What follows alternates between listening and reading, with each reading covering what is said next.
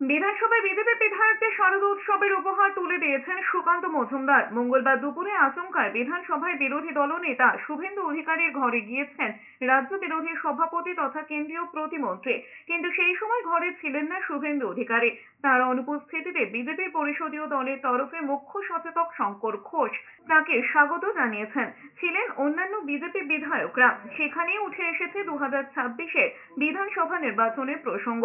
সুকান্ত মজুমদার প্রত্যেক বিধায়ককে নিজের নিজের এলাকায় কাজ শুরু করে দিতে বলেছেন। প্রয়োজনে দল সব রকম সাহায্য করবেন বলে জানিয়েছেন তিনি। সুকান্ত মজুমদার বলেছেন, বিধায়কদের নিজের বিধানসভা আসন ধরে রাখার জন্য জনসংযোগ বাড়াতে হবে। আমাদের পার্টিতে নিয়মিত বৈঠক হয়, সেখানে সর্বভারতীয় সভাপতি থাকেন, অন্যান্য নেতৃত্বরাও থাকেন এবং সেটা ইন্টারনাল বৈঠক। তার কোনো কিছু বিষয়বিন্দু বাইরে বলার অধিকার আমার নেই।